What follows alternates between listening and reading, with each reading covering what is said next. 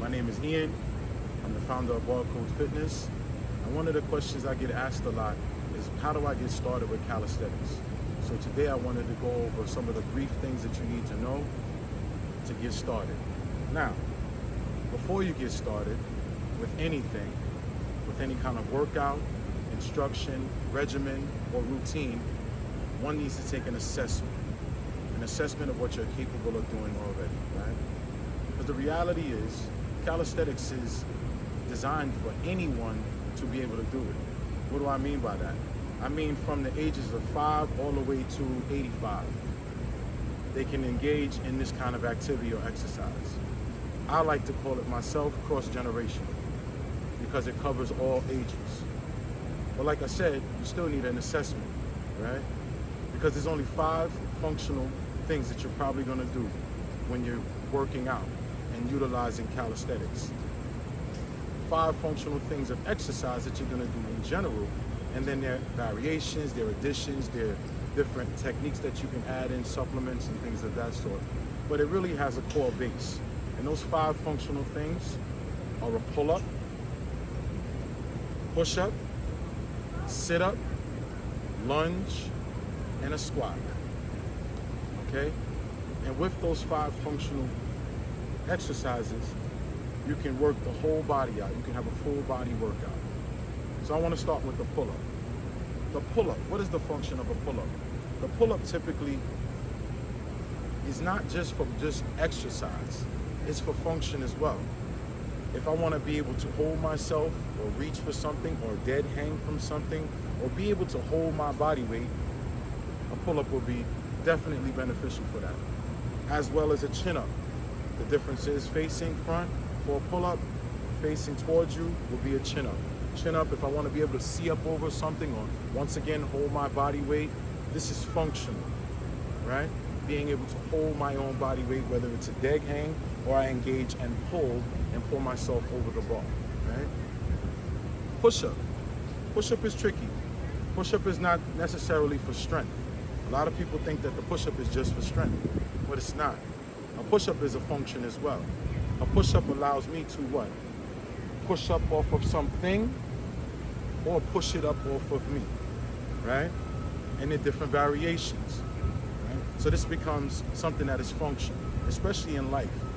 How it will show up in life is, say if you've ever seen the guys that do tricks and they call them explosive push-ups and they jump out and things, great. But how that shows up in regular life and function and practicality would be, say if I fell to the floor, if I catch myself and I push myself back up, that's a function. I would be pushing up. And the body has muscle memory, so now over time and repetition, you'll be able to do those things and the body will kick in with muscle memory and be able to respond accordingly, okay? The sit-up. Well, the reason why I want to sit up, the sit-up is not for your stomach. A lot of people speak and say, I want to get my stomach in shape, but the stomach is where your food goes. It expands and contracts.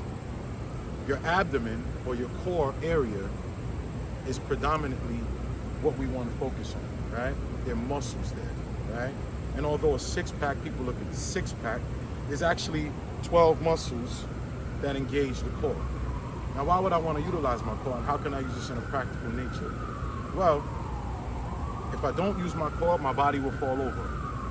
So to be able to stand erect or to have good posture, right? That's what the core definitely benefits. Working the core out will engage those muscles to make your lower back stronger, not only your abdomen area stronger, but your legs as well. The way I like to articulate the core sometimes is typically men are focused on the upper body and how big they are, and you know the lower part of the body usually women focus on. Now, of course, we exchange those things, so I focus on my lower body as well. But typically, men want to be big up top, and women usually focus on the bottom half of their body, right?